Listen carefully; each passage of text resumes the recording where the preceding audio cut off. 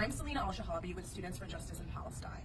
And I'm Paul Pumphrey with Friends of the Congo. And we are here, amongst other coalitions all around the world, fighting against Glencore's annual meeting in Switzerland right now. The UN Rota report was stated that between 1996 and 2006, that over 6 million Congolese, many of them being children below the age of 5, as well as women, were killed inside the Congo. And why?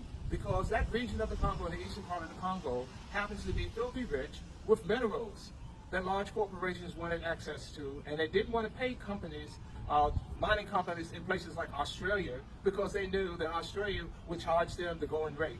So they decided to finance so-called rebels and army members from the government of Rwanda to go across the border and to clear those communities that were living on top of these precious minerals. We are here to hold every institution in the United States and across the world accountable. I'm a Georgetown student, and I'm here to also hold Georgetown University accountable for what is going on in the Congo and what is going on in Palestine. This injustice is not just injustice against Palestinian people and Congolese people, it's also injustice against the people right here in the United States, because they're using our tax dollars to help these greedy corporations rob and plunder other people's lands and act as if their resources don't belong to them. That in fact, their corporations feel that they have the power to do what they want to do, and they're using our tax dollars to use the U.S. military to back them up as they plunder the wealth throughout Africa, throughout the Middle East, and throughout the world. All of our struggles are united, and when they try to divide us and when they try to use divide and conquer methods, which have been used for years, we need to remember that all of our struggles against oppression are united. All eyes on Rafah, but also all eyes on Congo and all eyes on everywhere else around the world where innocent children are being slaughtered, where people are being displaced.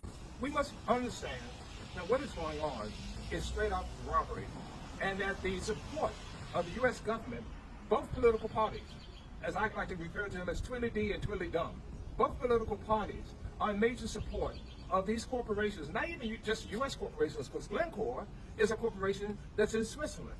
But yet, even though it's in Switzerland, and today happens to be the day they're having their international meeting in Switzerland, this is one of the reasons why we chose to speak out against them today. That these companies are, for instance, Glencore is the largest mining company that mines coal in the world today. Now you have these fancy meetings about the environment where you have countries make all kinds of little commitments, but then you turn around and you see that these countries are using companies like Glencore to continue to produce coal, which everyone knows is a major polluter. And in fact, as we look at the weather reports in just this past couple of weeks of how many severe storms right here in the United States, it's coming from the climate change. It's coming from the coal being burned by companies like Glencore. And rather than the United States, who gives a lot of lip service about the environment, stand up and say no more to these companies, no, they aid and abet them. They help these companies go into places like the Congo and steal and rob not just coal, but looking at things like electric companies and batteries and how they're now using the minerals out of the Congo for that, looking at the coltan, and then turning around, because you got the cobalt for the batteries and you got the coltan for the electronics, and they're using children, child labor, because in fact, their goal is to maximize as much money as possible for themselves at the expense of human lives.